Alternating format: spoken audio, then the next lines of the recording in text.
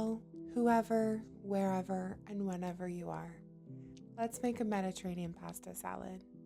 My take on Italian pasta salad, and it's one of my go-to party dishes, especially on warm days.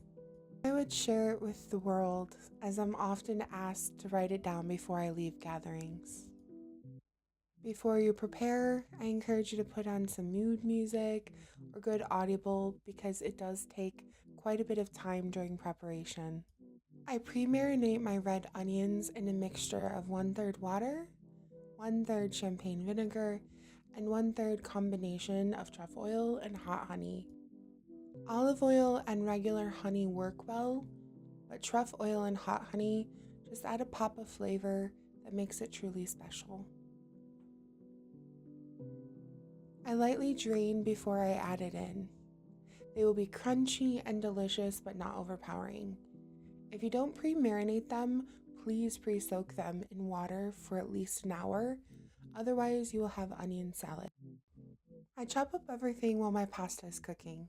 Once the pasta is al dente, meaning to the tooth, as in firm, not mushy, I quickly drain the pasta and add in Italian dressing while the pasta is still warm.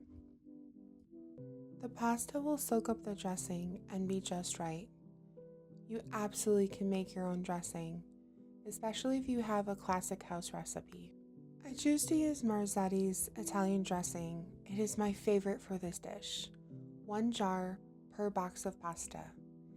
It has a balance to it that doesn't seem to bite too much, and it melds in with all of the ingredients. I add some green onions, about 2 bunches. To help with incorporating everything, it is important to mix after each ingredient is added.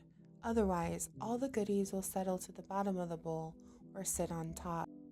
I use 2 different bowls while preparing to help with this, and then do a final serving of the incorporated ingredients into the larger of the 2 bowls.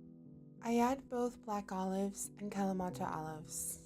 I really enjoy the purple tones and the contrast of flavors that this pasta brings. You can taste all the different elements, even though they are well mixed. I add both mild banana peppers and orange bell peppers. My granny is allergic to food coloring, so I enjoy the brand that enhances the yellow with turmeric. I also add a package of mini pepperoni slices. This is optional, of course, for those who choose to be vegetarian. Then I add cherry tomatoes and drained sun-dried tomatoes. I save the oil that they are in for another dish. Waste not. Oh my goodness, this smells so delicious already. I just love all the beautiful colors. I like to think about the different places and hands that assisted with these ingredients from around the world. I enjoy that they are all brought together in this bowl. I take some time to extend some appreciation and incorporate some positive energy and well wishes into my salad. While I am mixing, I also like to think of the memories made while sharing this dish over the years and the people both here and no longer here who have enjoyed it. Once all the goodies are blended, it is time to fold in the pasta. Because the pasta was hot and ready when adding the dressing, it soaks up all the dressing and is not gushy. You essentially can serve it once it's chilled. You don't have to wait until the next day. However, I feel if you are patient, it does get a little magical by chilling overnight. I kept a little bit of the goodie mixture aside in the smaller bowl so that I can incorporate loosely broken, drained, and dried feta. I leave the feta in larger pieces because after further mixing it into the pasta, it may easily crumble into non-existence if you aren't careful. Most of those that I serve love cheese, so this would not be a good thing, but the larger pieces also help those who want to avoid it and easily scoop around it.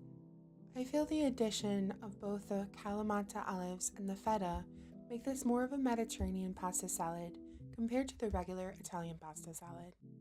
I gently fold in the pasta mixture and keep folding until it is well incorporated and observably balanced.